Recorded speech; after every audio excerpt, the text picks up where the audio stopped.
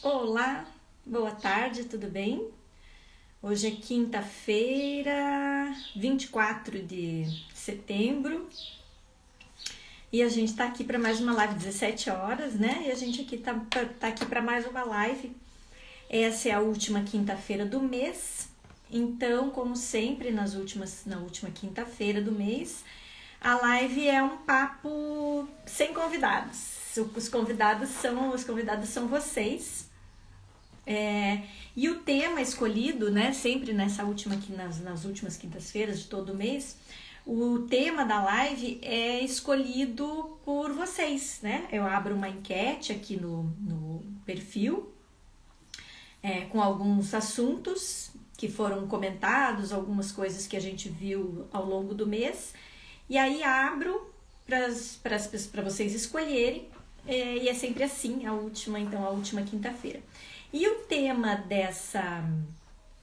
Oi, bem-vindos!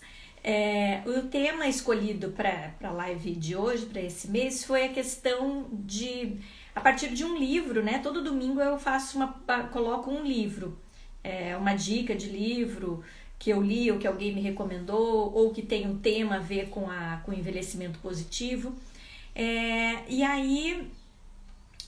o tema escolhido, então, eu coloquei algumas sugestões, dessa vez era o Ikigai, Uma Vida Sem Lixo e o Ginecologia Natural, que foram livros que eu comentei ao longo dos meses e que teve uma repercussão grande, fizeram comentários, me mandaram pergunta no direct, então eu deixei essas 3 opções e a opção mais votada ficou bem pertinho, uma escolha da outra, né? Em primeiro lugar ficou Uma Vida Sem Lixo, em segundo ficou a Ginecologia Natural e em terceiro ficou o Ikigai. Então a gente sabe que os temas, na realidade, todos têm um pouco uma correlação, né? Mas enfim, o tema escolhido então foi uma vida sem lixo. Então é isso que hoje que eu vou conversar. Eu coloquei a princípio 3 tópicos para a gente abordar. O primeiro é a questão assim: o que é sustentabilidade, o que é uma vida sem lixo tem a ver com envelhecimento positivo, que é a proposta aqui do espaço, da gente conversar. Então, qual que é a relação de uma coisa com a outra? O segundo tópico que eu coloquei são palavras-chave ou movimentos, e a gente já chega neles, que tem a ver com a questão dessa vida sem lixo, que é o minimalismo, que é o movimento slow, né? E o consumo consciente. Esses três assuntos, eles são muito conectados, mas vou destrinchar um pouquinho cada um deles. Oi gente, tudo bem? Bem-vindas! E o terceiro tópico é a questão assim, de dicas mesmo, né? Dicas úteis relacionadas a uma vida sem lixo. Então, gente, vão me mandando perguntinhas se vocês têm alguma dúvida ou se tem uma dica bacana de alguma maneira, alguma coisa que você faz no seu dia a dia, me manda aí que a gente vai compartilhando. Me mandaram algumas perguntas também, então também tenho isso para responder. A primeira coisa que eu quero deixar bem claro é assim, eu não sou nenhum Buda, né, da sustentabilidade, então assim, ainda sei que eu tenho uma trilha muito grande, assim, eu tenho muitas coisas que eu ainda quero mudar na minha forma de consumir, e que eu sei que é possível mudar e que eu ainda não consegui. Então, às vezes eu dou um passo para frente e volto 10, entendeu? Então, assim, essa questão da sustentabilidade, de uma vida sem lixo, ou, enfim, o termo, né? Tem o lixo zero, tem várias terminologias. É um processo de aprendizado, né? E tentativa e erro. Claro que eu me interesso muito pelo assunto, então eu leio bastante, busco bastante informação, e isso faz parte do meu trabalho também, faz parte do que eu acredito como pessoa, mas faz parte do meu trabalho, né? Com o desenvolvimento do turismo, com trabalhar com comunidades locais. Então, eu vou aprendendo porque eu também vou vivenciando isso. mas ainda erro muito. E espero que ao longo do tempo eu possa ir me aprimorando. Então eu vou contar para vocês um pouco assim da minha história com essa coisa aí que a gente chama hoje de sustentabilidade. Eu tive a sorte, né, de crescer numa cidade, passar minha vida inteira em Curitiba, que é uma cidade que desde sempre sempre houve a preocupação com a questão do lixo em algum momento. Mesmo quando isso não era uma atitude de política pública, que hoje, né, hoje não, desde o começo da década de 90, mais ou menos, isso faz parte de uma política pública da cidade, quando eles tiveram um posicionamento de se colocar como capital ecológica, e tudo isso fazia parte de uma estratégia de política pública. Mas muito antes disso, eu era criança, bem pequena, e a gente já tinha lá em Curitiba a figura dos catadores de papel, que são os catadores de reciclados que a gente vê hoje. Então na minha casa sempre passou o catador. Era uma família, era uma mãe, lá em Curitiba a gente chama de carrinheiro. Era uma senhora carrinheira e a gente viu ela grávida, a gente viu ela com filho, a gente viu grávida de novo. Os filhos cresceram, e era uma relação assim, uma vez por semana, 2 vezes por semana, a gente sabia que o carrinheiro ia lá. E também o volume de lixo era uma coisa muito menor. O que era basicamente o lixo reciclado, né? Se estamos falando mais ou menos todos com a mesma idade, o que era o lixo reciclável na década de 70, no começo dos anos 80? Na minha casa era saco de arroz, porque o arroz a gente comprava no supermercado, era aquele saco de 5 quilos de arroz, lata de óleo, que era lata, né, de alumínio, jornal, que a gente assinava a Folha de São Paulo, então tinha diariamente, né, então na semana dava um volume grande, um pouco eu vendia o jornal na feira, meu pai deixava o jornal, e o que não vendia na feira, era isso que o catador levava durante a semana. Mas foi um hábito que faz parte da minha vida. A vida inteira era separado o lixo orgânico do lixo que ia para o catador. E sempre tive essa consciência muito forte do meu pai falando e de conversar com essa catadora, né? Que era a família que ia lá em casa, de entender que aquilo não era lixo, que aquilo era o trabalho dela. Eu já choro, gente, porque era tão bonito, e eu vejo hoje o quão bonito isso era. Ela se colocar nesse papel de valorização e a postura dos meus pais de me colocarem ciente desse papel, entendeu? Ela não era uma catadora de lixo, aquilo era o trabalho dela, ela estava levando uma coisa que eu não queria, e que era, que vergonha, né?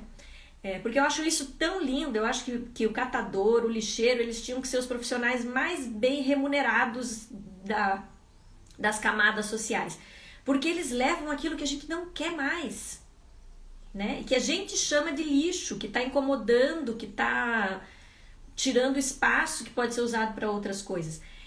Então essa consciência de que o lixo era uma moeda e que aquilo era parte do pagamento e do circuito econômico daquela família, isso sempre foi muito claro para mim.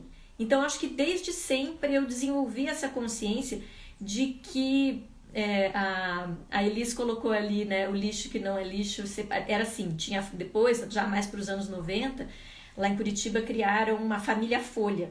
Tinha o pai, a mãe, os filhos, e tinha uma musiquinha que era assim: lixo que não é lixo, não vai pro lixo, separe. Todo mundo sabia cantar a musiquinha, e foi quando surgiu o caminhão da coleta seletiva, que batia um sininho, blém, blém, blém, blém, era o lixo, o caminhão era diferente da coleta do lixo orgânico, e ainda assim, mesmo hoje com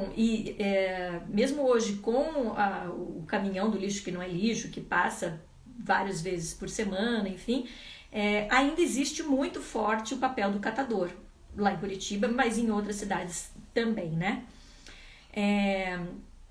Então, essa percepção de que o lixo é um valor, na campanha, por exemplo, da família Folha e do lixo que não é lixo, lá em Curitiba, e eu até hoje, aqui em casa, a gente usa essa palavra, a gente não fala reciclável, a gente põe lá no lixo que não é lixo. Uma estratégia muito bacana que foi usada para convencer a população, principalmente a população mais carente, como é que eu falo para as pessoas... separe o seu lixo. Tá, o que eu ganho com isso? Foi a implantação, como política pública, né, do câmbio verde. Então, o que acontecia? As famílias podiam separar o seu lixo, o papel, o plástico, o alumínio, enfim, e elas levavam, e tinha dias nos terminais de ônibus que você tinha um caminhão da Ceasa, que era o câmbio verde. Então você trocava o seu lixo por comida. E aí fazia todo sentido, né? Então, mais uma vez, a função monetária, se a gente pode dizer isso, de mostrar o lixo novamente como uma moeda de troca social, uma moeda de troca alimentar. Então isso é muito importante, e isso é uma frustração muito grande minha quando eu vejo as cidades em geral, né, não fazendo isso. Então, a cidade onde eu moro hoje não existe coleta seletiva, o que para mim é o ó.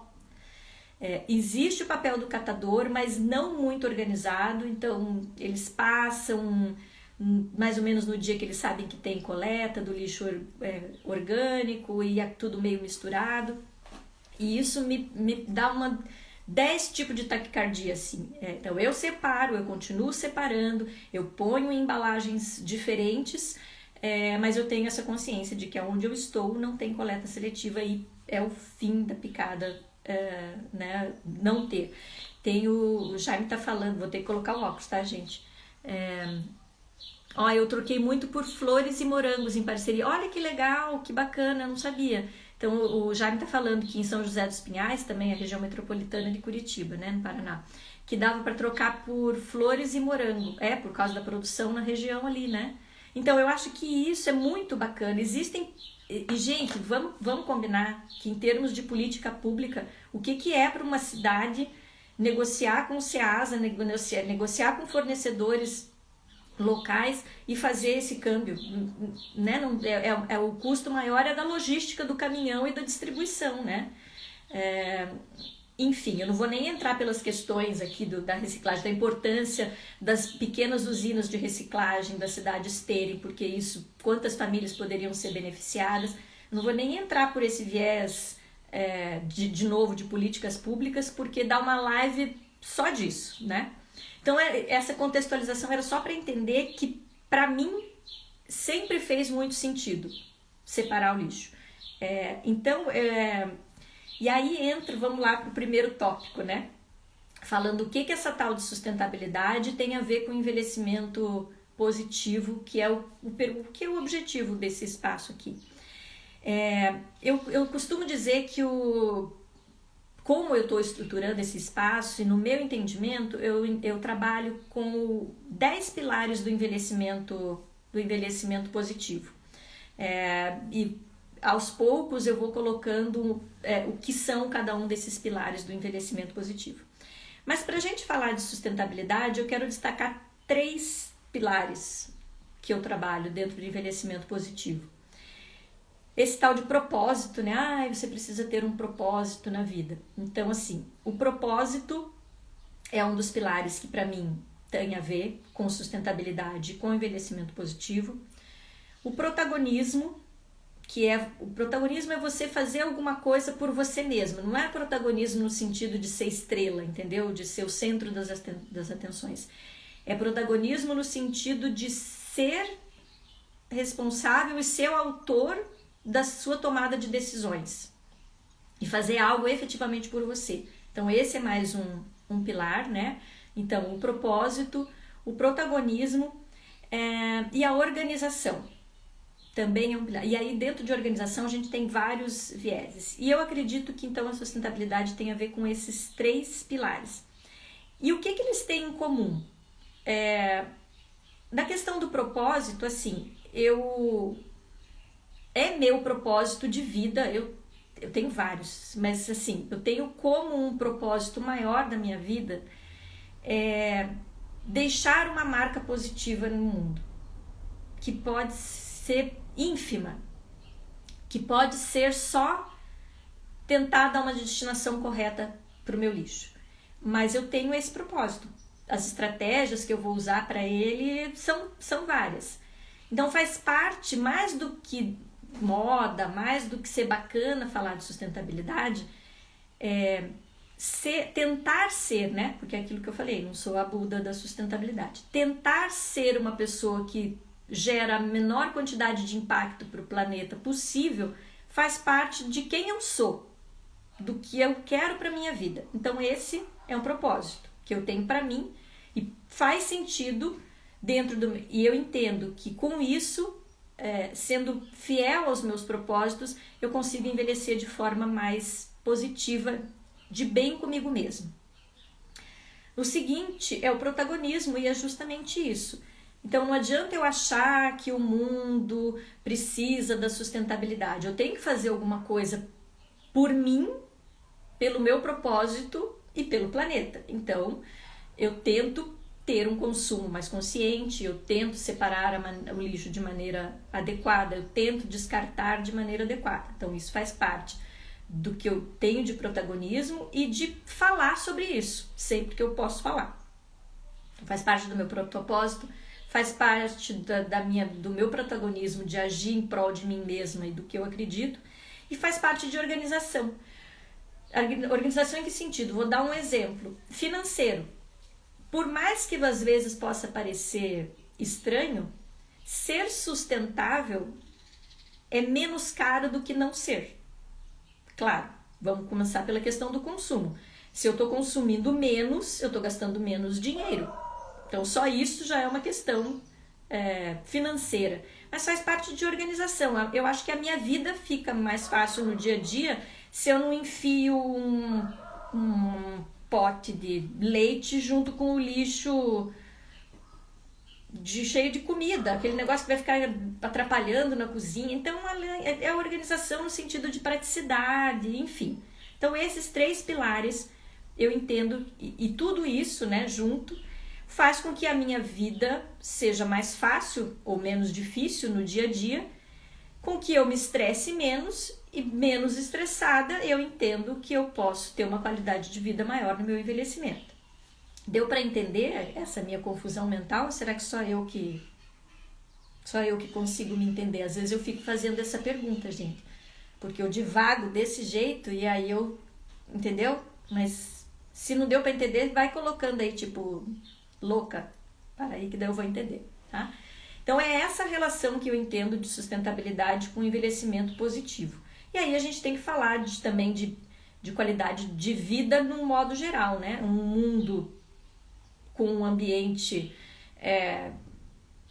com uma natureza mais bem conservada, será que é essa a palavra? Melhor conservada, com menos lixo, com uma população com uma qualidade de vida melhor, um ambiente onde todo mundo tem uma qualidade de vida melhor me propicia uma vida melhor.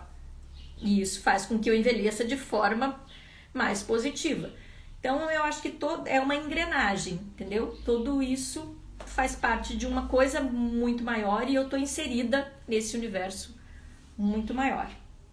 Então é basicamente isso que eu falo lá quando eu falo de que tem a ver a sustentabilidade com o envelhecimento positivo, tá?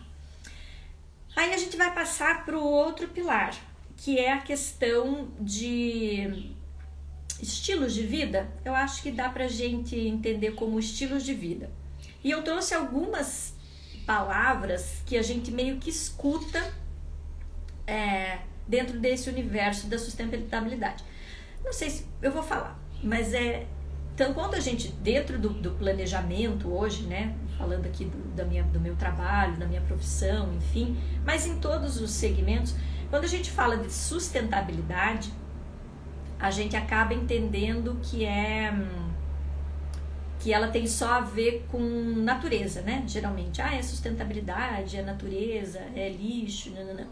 Mas os pilares da sustentabilidade, ele tem um viés ambiental, social, econômico. Tô faltando algum e eu não lembro, tá? Mas é basicamente isso. Então, é a sustentabilidade ambiental, é a sustentabilidade econômica e a sustentabilidade social. Então, esses 3 viés. Aqui a gente hoje vai falar mais voltado para a questão ambiental, mas as 3 coisas estão ligadas, entendeu? Não tem muito como separar. Então, quando a gente fala nesses pilares da sustentabilidade, começam a aparecer algumas palavras meio comuns nesse meio. E eu elenquei algumas lá. Aparece o minimalismo, aparece o movimento slow, aparece consumo consciente, aparece economia colaborativa, bom, enfim, vão aparecendo vários termos. Mas eu quero destacar um pouquinho o que cada um disso tem a ver, até para vocês, né, talvez a maioria já saiba, mas para entender também essa linha de raciocínio. A questão do minimalismo, ela surgiu na arte, né? Mais na pintura, enfim, que era sair um pouco daqueles quadros rebuscados, enfim, com muitos detalhes, e voltando para a arte nas linhas mais retas, mais sóbrias. E esse estilo, ele foi sendo levado para a vida, no sentido de ter uma vida menos descomplicada, né? E hoje ele é bem aplicado, você pode procurar em comunidades aí do Instagram, no Facebook, tem N comunidades. Então tem muita gente voltada para o minimalismo na arquitetura, né? Então traços arquitetônicos mais clean, né? A palavra que as pessoas usam, menos cores, né? Usar mais o branco, as cores neutras, tudo isso a princípio para facilitar a sua vida, para você não ter que ficar pensando em almofada, em puff, travesseiro, né? Você ter o mais básico. Desculpe. Então, essa questão do minimalismo, e ela foi puxando para você ter uma vida onde mais é menos. Sabe aquela frase que a gente sempre escuta? É errado, né? Falei errado a frase. Menos é mais, desculpe. Menos louça para... para que eu preciso ter 2 jogos de 24 pratos? Se mora 4 pessoas na minha casa e eu não dou festa todo... Obrigada, é isso mesmo, menos é mais. Para que eu preciso ter 2 jogos de 24 pratos se moram 4 pessoas na minha casa e quando vem amigo mais 3, né? Para que eu preciso ter para que eu preciso ter... E aí a mulherada pira, né? Quando a gente pensa nisso. Para que eu preciso ter 20 pares de sapato? Daí você fala, porque eu gosto. Claro, é um direito seu, você pode ter quantos sapatos você quiser. Mas quando você pensa que você quer ter mais, para ter uma vida mais simples, né? Um envelhecimento positivo, com menos preocupação, carregando menos coisas, se eu penso que eu quero ter mais experiências do que posses, né? Se eu quero despender o meu dinheiro, por exemplo, indo num restaurante mais bacana, tendo uma experiência gastronômica, viajando para um lugar, do que comprando sapatos que não vão caber na minha mala, para que eu preciso ter 20 pares de sapato, né? Então, dizendo que não precisa se abster completamente de comprar, mas precisa mesmo ter tudo isso, né? Então, começar a fazer essa visão um pouco assim, de que menos é mais. Menos coisa dentro do guarda-roupa é menos coisa para eu tirar do guarda-roupa para poder limpar o guarda-roupa. É menos dúvida na hora de me vestir de manhã cedo. Né? Eu abro o guarda-roupa, isso, é o que temos para o momento, né?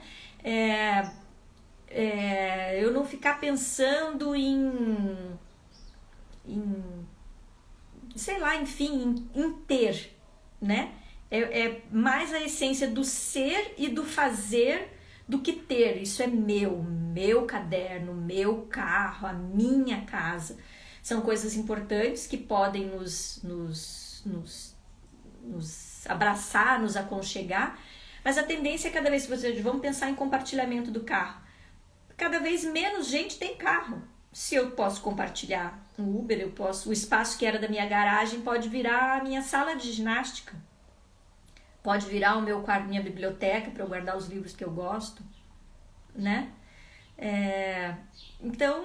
Então assim, é nesse espírito que surge o minimalismo, tá? Que é uma palavra então que a gente usa bastante, né? A Elis está falando que a gente não é centopeia, né? Nossa, escutava isso, né? Meu pai sempre falava, pra que você precisa de mais sapato? Você só tem 2 pés, né? E era isso. Claro que a gente tem muito aqui coisa de fala de pai, de mãe, né? Pra que precisa? Gente, tem aqui. É isso, a gente não é centopeia, né? Ai, Ana, vai ficar gravado sim, vai lá. Beijo, obrigado por estar aqui. Então esse é um pouco do conceito. Aí a gente vai para o movimento slow. O que é o slow? O slow é devagar, né? E ele surgiu na Itália com os movimentos slow food, tá?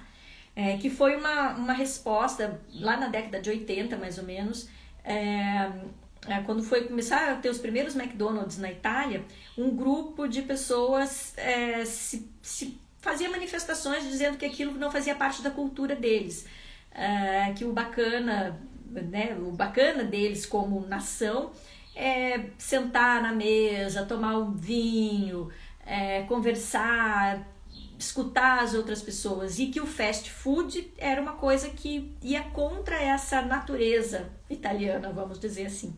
E eles surgiram então com o movimento slow food. E aqui tem em vários países, se você também procurar, aqui no Brasil a gente tem um forte movimento slow food, né? E aí ele tem a ver com fortalecimento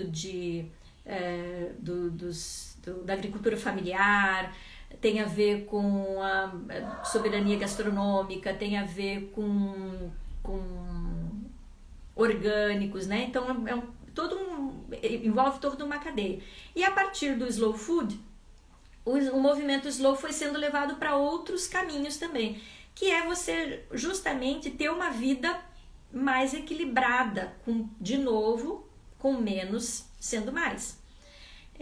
E aí que eu gosto de fazer um parênteses, porque eu sempre falo que esse meu diálogo aqui, que essas minhas falas são muito num lugar de privilégio, e eu tenho consciência disso, né? Porque é muito fácil eu falar de slow food, de minimalismo, de movimento slow, de uma vida mais devagar, quando eu não preciso acordar às 4:30 da manhã para pegar 3 ônibus, 2 metrôs, para andar 2 quilômetros para chegar no meu trabalho, né? É muito fácil eu falar em cozinhar à noite uma comidinha gostosa, se eu não vou chegar em casa depois disso tudo às 9 horas da noite, ainda tenho roupa para lavar, casa para arrumar, filho para cuidar, né? E essa é uma das minhas bandeiras e eu ainda não sei como chegar lá. É um dos meus propósitos e eu ainda não sei como atingi-lo, que é poder levar a fala do envelhecimento positivo para quem não tem as mesmas condições que eu. Mas eu tenho certeza absoluta que a qualidade alimentar é um dos pilares que eu tenho que levar e que essas pessoas têm que ter acesso, né? Porque a gente não tem como falar basicamente de nenhum tipo de envelhecimento positivo para quem não está bem alimentado, né? Então, fecho parênteses. Então, eu sei que eu estou falando num lugar de fala de privilégio, né? Então, por isso que eu estou falando de tudo isso. Mas eu gostaria que em algum momento isso não deixasse de ser um privilégio e pudesse ser a opção de todos. Mesmo que você tenha uma vida mais humilde, mais simples, mas que você tenha a possibilidade de escolher ou de ter escolha de trabalhar mais perto da sua casa, né, com qualidade, de que você tenha acesso a essa discussão que a gente está tendo, de mostrar que você efetivamente, a sua conquista, a sua independência financeira não passa só pelo ter, Claro que você quer ter a sua casa, né? E aí a gente não vou fazer esses desdobramentos, mas é só para dizer para vocês que eu tenho essa consciência da minha fala de privilégio. Voltamos lá para a questão do movimento slow. Então é justamente ter essa percepção de que para que eu preciso fazer tudo ao mesmo tempo agora e respirar, porque eu tenho 4 reuniões e aí eu tenho que terminar o artigo e aí eu tenho que ainda arrumar a casa e eu tenho que fazer o curso e eu tenho que ir na live e eu tenho que fazer e precisa ser hoje, precisa ser agora, e chega no final do dia você tá aqui angustiada e nunca é tempo suficiente, nunca é, né? Então e o que passa? Passa pelo aprendizado do não, né? Então, e que não é fácil, não tô falando, eu só vou falar não, mas é assim, recusar alguns, agora essa parte tá mais fácil, mas é assim, recusar alguns compromissos sociais. Então assim, nossa, eu queria tanto ficar em casa e ficar quietinha lendo um livro, mas eu tenho que ir no chá de bebê, sei lá, tem que ir. Então assim, não é fácil, mas são escolhas, né? Nossa, eu queria tanto fazer esse curso. Eu tenho aqui, gente, uma lista anotada aqui de 1 zilhão de cursos que eu queria fazer. Além da questão financeira, né? E o tempo. Então, todos seriam ótimos. Eu teria ótimos conhecimentos, mas e aí? E a minha hora de ficar descansando um pouquinho e lendo o livro? E poder conversar, jantar todo mundo junto? Eu posso abrir mão disso, mas daí eu tô indo contra esse fluxo que é o meu propósito, de ter uma vida mais tranquila, que foi a minha tomada de decisão de sair de uma capital, de uma cidade que eu amo apaixonadamente, que é Curitiba, e vim para o interior para poder ter menos tempo dentro de um carro, estar mais perto da minha comida, enfim, né, dessas tomadas de decisão. Nem sempre as nossas escolhas, né, todas as escolhas têm o bom e tem o ruim.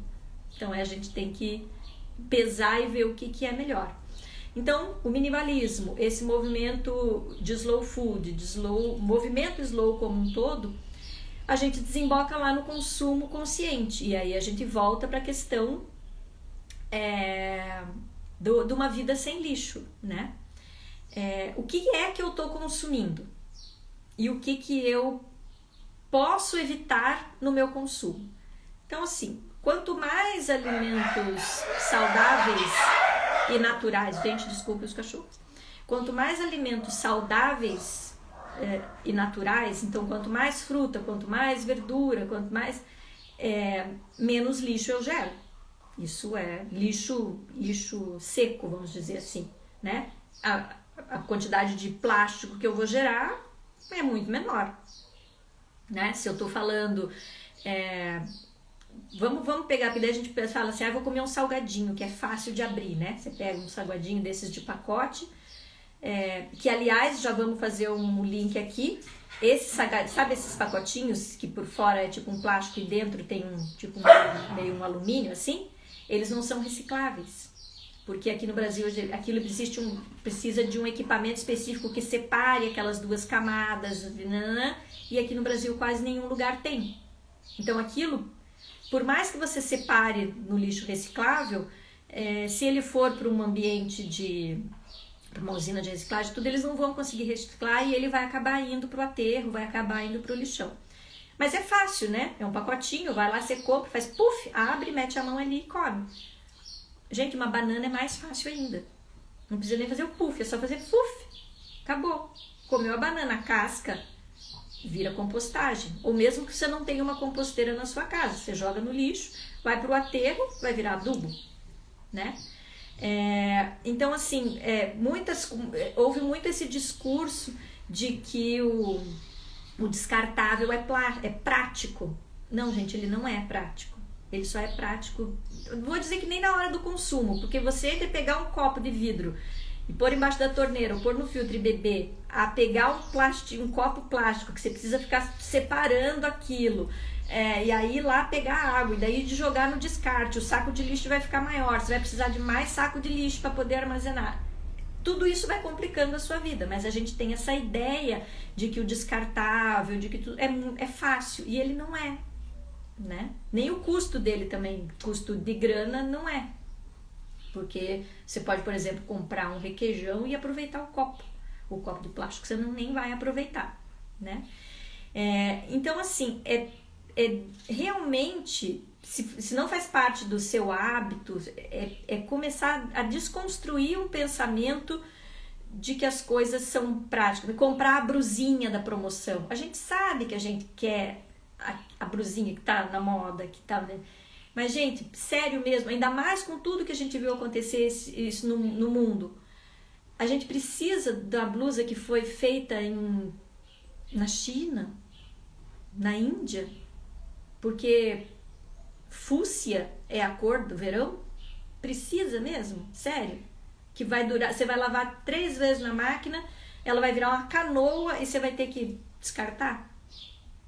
Não é mais fácil reaproveitar aquela blusa boa mesmo que você tem lá? Ou então despender um pouquinho do valor, um pouquinho maior, e comprar um negócio made in Brasil, feito com material bom? Não que aqui não tenha coisa porcaria, tem também. Mas buscar alguém na sua cidade, alguém com um parente, alguém que tenha uma pequena confecção e que faça produto de qualidade. Então, assim, é mudar todo um mecanismo na forma de pensar. Vamos falar da sacolinha, né? Da sacolinha plástica, aquela do supermercado, aquela maldição daquela sacolinha.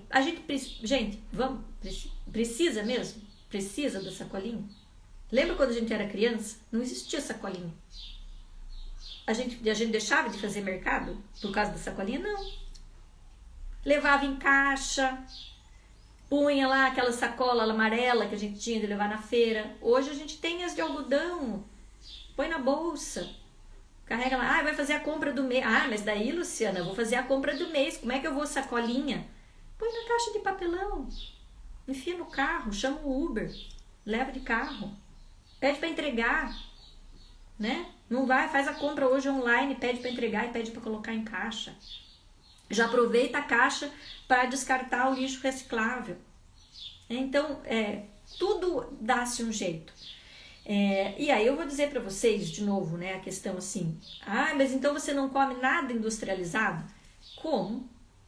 Às vezes com dor no coração, mas eu como. Mas quando eu tenho que comprar os industrializados, eu começo a fazer essa lista de trás para frente. Então, assim, é industrializado. Tem alguém na minha cidade que faça isso? Vou pegar o caso, sei lá, macarrão. Macarrão é uma coisa que a gente consome muito aqui em casa. Tem alguém na minha cidade que faça? Não tem. Tá. Eu posso fazer em casa? Posso, mas dá trabalho, dá tempo, né? Tempo não é uma coisa que dá para fazer todo dia, não dá uma coisa que dá para armazenar. Então, tá. Quando der para fazer em casa eu faço, quando não, então tá, tem que comprar no supermercado. Tem algum, e aí a gente vai assim, o que eu posso fazer para que esse produto que vai ter um plástico, que vai ter uma caixa, tem macarrão em caixa de papelão ao invés de plástico? Tem. Bom, então é uma qualidade boa? O preço cabe no meu orçamento? Cabe. Então vou preferir comprar o macarrão que vem na caixa de papelão, que é reciclável, do que o macarrão que vem no saquinho plástico, que pode ser reciclável, pode não ser. O papelão a gente tem certeza que é.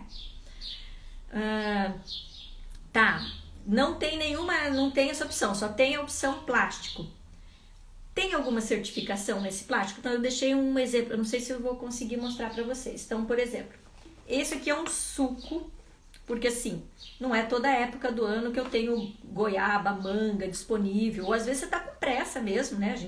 Tô aqui falando, tem essa semana mesmo, eu tinha reunião desde as 7h30 da manhã até a aula 8 horas da noite. Tinha que levantar e tomar um cafezinho rápido, tinha que ter um suco ali para tomar. O que eu faço? Então, vejo lá uma marca que eu mais ou menos conheço, que eu gosto do sabor, e aí eu vou atrás de coisas que me garantam que pelo menos a empresa que eu estou comprando respeita o meio ambiente de alguma maneira, que ela tem, já que eu na minha cidade não vou poder ter uma destinação correta, que pelo menos o que eu estou comprando, a indústria que eu estou comprando isso tem essa visão, essa responsabilidade.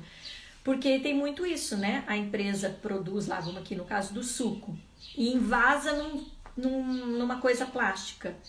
Não é porque saiu lá de dentro da empresa dela que ela não tem mais responsabilidade, né? Isso aqui é o nome dela que está carregando.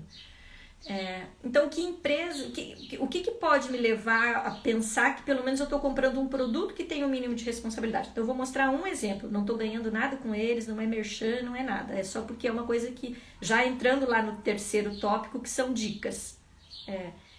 Então, por exemplo, o selo Eu Reciclo. Não sei se vai dar para ver aqui, gente, por causa da luz, tá? Mas depois qualquer coisa eu ponho lá. É um selinho assim, ó, tipo um símbolozinho do reciclável. E ficou melhor, acho que aqui, né, sem a luz. E tá escrito Eu Reciclo, é o nome do selo. Então, por exemplo, empresas que têm esse selo do Eu Reciclo são empresas que fazem a compensação. Então, se ela produziu 200 garrafas, se ela invasou 200 garrafas plásticas no mês, ela vai contribuir de alguma maneira com uma associação de catadores da cidade dela, de alguma maneira ela vai compensar ambientalmente esses 200 plásticos que ela vai colocar no mercado. Então, é ótimo, é o melhor que eu posso. Me dói o coração eu consumir uma garrafa de plástico? Sim, eu não gostaria. Mas é uma opção e eu preciso disso também. Então, já que eu preciso, então deixa eu comprar dessa empresa aqui que pelo menos tá me ajudando a contribuir com um descarte ou com uma sujeira, com uma contaminação, sei lá, nem sei que palavra usar, no meio ambiente. Pode ser que isso aqui seja esses selinhos que vão aparecendo nas empresas. Pode ser que isso encareça um pouco o produto? Pode. Cabe no meu orçamento? Não cabe? Não, eu preciso realmente comprar o suquinho que não tem o selo, que é mais barato. Então, tenta o vidro ao invés do plástico. A gente sabe que também é difícil reciclar o vidro. Mas eu posso aproveitar o vidro de outras maneiras mais interessantes do que o plástico, né? Então, assim, quando a gente fala, fechando essa questão do consumo consciente, não é só assim o consumo consciente, eu vou comprar mais salada e menos carne, sei lá, né? A gente pode enveredar também aí pelo vegetarianismo, pelo veganismo, que também tem uma outra pegada muito forte voltada para a sustentabilidade. Mas é realmente consumir com consciência daquilo que você está comprando, do começo ao fim da cadeia, entendeu? Como que esse suco aqui é produzido? Aonde? É nacional? Eu estou gerando emprego? A empresa contrata, paga bem os seus funcionários? Tem muita ação trabalhista? Ai, Luciana, mas como é que eu vou saber disso? Gente, Google. Tá? Hoje não tem desculpa. Como que eu vou saber disso? Dá para perguntar. Dá para ligar no saque. Dá para mandar uma mensagem no Instagram. Mas daí é muito tempo. Volto lá. Faz parte do meu propósito, faz parte do meu protagonismo. Eu, Luciana, dentro da sustentabilidade, acreditando que isso faz bem para mim e para o meu envelhecimento positivo, eu quero saber se a empresa das coisas que eu estou consumindo paga bem os funcionários, é o mínimo. Se eu estou falando, lembra que eu falei lá que eu quero que as pessoas possam ter a mesma qualidade de envelhecimento que eu, não faz sentido eu comprar de uma empresa que, sei lá, não propicia oportunidade de crescimento para os seus funcionários, né? Não faz sentido. Então, tô loqueando de novo ou tá dando para pensar no raciocínio do que está passando aqui? Então, quando eu falo de consumir isso com consciência, é do começo ao fim. Da onde é esse produto? Então, assim, e quanto mais eu vou tomando consciência disso, mais difícil fica de eu consumir coisas industrializadas, entendeu? Porque nas primeiras perguntas que eu vou fazendo, essa empresa tem o mínimo de responsabilidade ambiental, ela já cai, entendeu? Essa empresa tem responsabilidade, as perguntas já vão me bloqueando e eu vou evitando. Então, não dá para comprar esse, vamos para o outro. Dá para eu buscar outras alternativas mais naturais, dá para... E aí a gente vai tentando criar um mapa mental de consumo, né? Que já tem mais... A Thaísa tá falando que ela super concorda, né? O que nós reforçamos então é que devemos sim, se a gente tiver pensar em todo dentro da cadeia produtiva, né? Lá da ponta, desde como isso está sendo produzido ao descarte. É minha responsabilidade, eu quis comprar esse produto. Então é responsabilidade da empresa que pôs um plástico no mercado, mas é minha responsabilidade descartar isso de maneira correta também. E aí, entendeu? E uma coisa vai puxando na outra. Ah, mas daí você vai ficando muito chata. Lamento informar, sou dessas. Porque entendeu? Eu vou chegar num restaurante e vou pedir um prato e eu vou ficar bem feliz se no cardápio já tiver dito que as nossas verduras são produzidas no quilômetro. Um dia desse eu fui, um dia desse não, né, gente? Vamos voltar, antes da pandemia. Eu fui num restaurante pequenininho e na hora que se abria assim, nem abria, era um menuzinho assim de folhinha, uma folhinha, já estava escrito lá, nossas verduras são quilômetro zero. Não sei se vocês sabem o que é quilômetro zero, mas é mais ou menos um outro termo usado dentro do consumo consciente, que é a menor distância possível entre o produtor e o seu prato. E eles deram o nome disso de quilômetro zero. Então, assim, eu sentei e comi, não era orgânico, estava lá, era produto da agricultura familiar. Mas daí ele falava, né, que o produtor estava a 18 quilômetros dele. Então, assim, faz todo sentido, né? Eu saber que eu estou comendo ali, o que eu estou comendo naquele prato, uma parcela daquilo que eu estou pagando vai direto para esse produtor da agricultura familiar, que não vai precisar, talvez, ter um atravessador, pode vender direto pro restaurante, entendeu? Eu quebro essa cadeia também. Então, é tudo isso. Na roupa, então essa semana eu tive a oportunidade de comprar deixa eu voltar aqui, rebobinar. Há um mês atrás, 2 meses atrás, eu participei de um desafio 21 dias armário cápsula da Elisa Co. E foi um desafio mesmo para mim, porque a questão de roupa e de combinar as coisas, para mim é bem complicado. E eu tenho esse propósito do armário cápsula, que ter a menor quantidade de roupa possível, mas que elas combinem entre si, enfim. E a partir desse desafio dos 21 dias, eu fiz uma listinha de coisas que eu descobri que eu preciso ter para compor ali, que eu fui perdendo ao longo do tempo e que combinam comigo e que me dão uma possibilidade. Então, assim, não é que eu vou sair comprando isso, mas quando eu tiver que comprar, ou quando eu tiver uma boa oportunidade de compra, são essas peças que eu listei que eu quero comprar.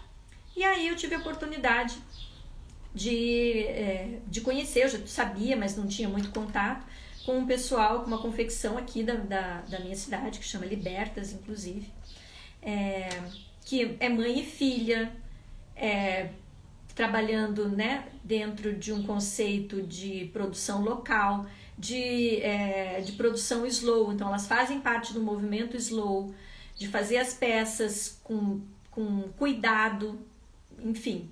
E aí eu vi o perfil delas no Instagram, falei, olha, tava em promoção, produto bom, de qualidade, feito por pessoas que estão propondo uma coisa, que estão propondo um movimento diferente. Falei, preciso dessa blusa, já negociei com ela, encomendei a blusa. E aí eu lembrei que eu tinha um tecido parado aqui em casa que eu ganhei da minha irmã. Já entrei em contato com elas e falei, olha, eu tenho esse tecido aqui, você não faz essa blusa, esse modelo de camisa que vocês têm no meu tecido? Ela falou, fazemos. Então, assim, ficou bom para mim, um preço que justo pelo trabalho delas e pelo produto que eu esperava. Dei uma destinação para um pano que estava aqui, ficou bonito, ficou do jeito que eu queria e vai ter um longo tempo de uso. Então, entendeu o que faz parte desse consumo consciente? Eu podia simplesmente entrar num lugar, pegar essa listinha que eu fiz das coisas que eu estou precisando e sair comprando, mas não é isso. Eu quero ter essa tomada de consciência do que é que eu estou usando, para que eu estou usando, de quem eu estou comprando, né? Então, entendeu que fecha esse circuito? Daí você está falando, né, que elas são ótimas, elas são mesmo, as peças ficaram... A minha conexão tá ruim, não sei se vocês estão conseguindo me ver, manda um joinha, algum oi ali, só para eu saber se vocês estão me ouvindo, mas de qualquer maneira tá gravando. Deu para entender então, gente, assim, quando a gente tá falando desse movimento de... Obrigada, Elis. De minimalismo, de slow, de consumo consciente, é muito maior do que só o comprar e descartar, né? É muito mais do que isso. E a gente já está quase indo mesmo para os finalmente, e a gente vai para o nosso terceiro tópico, que são aquelas dicas para evitar desperdício. E aí, de novo, né, gente, eu estou trilhando um caminho, mas tem muita coisa ainda que eu preciso fazer.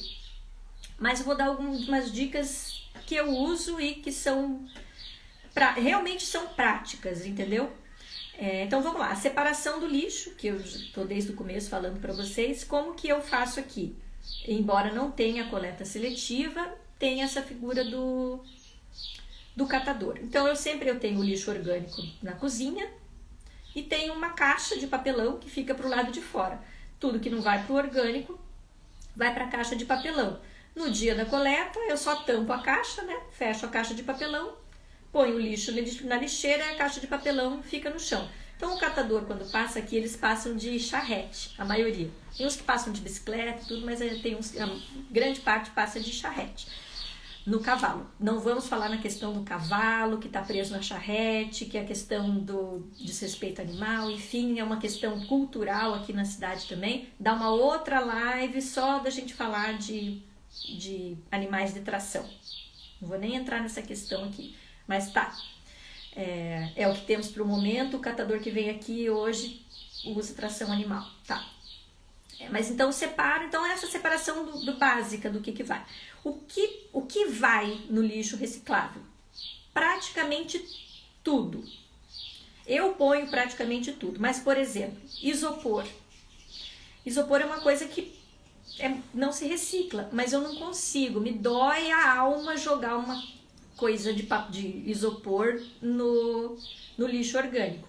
Eu quase não consumo isopor, é muito difícil, mas às vezes a gente pede alguma coisa, né, de delivery. Eu tento evitar, pergunto, mas às vezes a gente esquece de perguntar, ou às vezes até a pessoa esquece de falar. E vem uma bandejinha de isopor, e aí eu passo uma água e ponho no reciclável, embora eu saiba que ele não vai ser aproveitado. Então praticamente tudo vai. Alumínio vai. Então, por exemplo, se você for comprar uma bebida industrializada, por exemplo, dê a preferência pelo alumínio, porque o alumínio é 100% reciclável e agrega um valor bem grande, os catadores conseguem uma renda bem maior. Ou aquilo que eu falei, compra de plástico, mas vê se tem o selinho lá, dá uma pesquisada, tá? E aí descarta. O que não é para descartar no lixo reciclável? Gente, é só uma questão também de... Vamos usar aqui essa palavra que um dia... Eu sempre usei a palavra empatia, né? De se colocar no lugar do outro. Se imagine um catador de reciclado. Aí você abre a caixa e tem coisa suja. Você ia gostar de pôr a mão no sujo? Não. Então você não... Simples assim. né? Mas vale reforçar. Então, coisas sujas. Vamos de novo na coisinha no isopor aí, num plástico, filme, né? Sei lá, às vezes você comprou uma coisa. Aquilo grudou doce, grudou, sei lá, algum tipo de sujeira, já põe no orgânico. Não vai colocar coisa suja no reciclado. Ah, uma latinha de cerveja. Passa uma aguinha, né? Uma caixa de leite. Passa uma aguinha ali, não precisa nem, sabe, gastar a água. A água da louça que você tá lavando, joga ali a aguinha do copo dentro, dá uma chacoalhadinha. Então, a princípio, tudo isso vai no reciclável. Embora, de novo, ressaltando, tem muitas coisas que não serão recicladas porque não tem condição de reciclagem. Mas põe tudo lá. A questão do lixo orgânico. Eu ainda não consegui ter, sonho de consumo, mas ainda não consegui ter uma composteira. E eu ainda não consegui, não é nem uma questão de não conseguir ter fisicamente ou financeiramente a composteira. É porque eu ainda não consegui estruturar na minha cabeça uma forma de fazer bom uso do resíduo da composteira. Tanto do chorume, que eu sei que eu posso molhar a planta e tudo mais, quanto do adubo propriamente dito, porque a minha horta é pequenininha. Então, eu não consegui ainda fechar essa matemática na minha cabeça, mas ela está aqui. Mas se você tem a possibilidade, tem para quem doar, tem espaço, tem bastante planta, vale uma composteira. Não é uma coisa muito cara. Para quem tem habilidade manual, você pode até fazer a sua própria ao invés de comprar. É bem prático, tem vários manuais, tem várias maneiras de você ter essa informação na internet. Reaproveitar as cascas, né? Então, por exemplo, eu tenho goiaba aqui em casa. Quando é época de goiaba, vira tudo. Vira suco de goiaba, geleia de goiaba. Dá pra fazer com a polpa, dá pra fazer com a casca, dá pra fazer chá da folha. A folha tem o ano inteiro, então esse tipo de ação. Limão, meu marido toma limão toda manhã. Espreme o limão, a gente vai guardando num pote durante a semana, dentro de um pote com água. Chega no final de semana, pico o limão, bato tudo no liquidificador, coo naqueles panos tipo fraldinha, sabe? Antigamente fralda de criança, um tecido bem fininho. Coo aquilo, põe numa garrafa, geralmente eu já aproveito justamente esse tipo de garrafa aqui. Deixa descansar 24 horas, põe álcool 70, deixa mais 24 horas e tá pronto um desinfetante excelente para desengordurar fogão, super bom para jogar no banheiro, para dar o cheirinho no chão, para limpar. Custo do álcool e o custo do limão, nem sei quanto que dá isso, né, assim, de valor financeiro, e aproveitou. Eu não sou das mais prendadas, mas sei que com esse bagaço do limão ainda, que eu jogo fora no lixo orgânico, dá para fazer docinho, sabe aqueles docinhos de festa, pequenininho, que tem um cravinho em cima? Eu sei que dá para fazer com esse bagaço do limão, mas não sou prendada nesse nível para ter essa habilidade. Bom, gente, o que mais? Então são essas pequenas coisas. O saco de pão. Então, em vez de pegar pão com sacolinha plástica, pegar o pão com saco de pão e usar o saco de pão para pôr nas lixeiras dos banheiros. Então, a gente está acabando, de novo, tem 1 minuto para terminar. É isso que eu acho que eu tinha para conversar para vocês e falar de dicas. Se vocês tiverem mais dicas para compartilhar comigo, compartilha que eu coloco lá para todo mundo. E falei sem parar durante 1 hora, né, gente? É muito louco isso. Se me der corda, eu fico umas 3 horas falando aqui.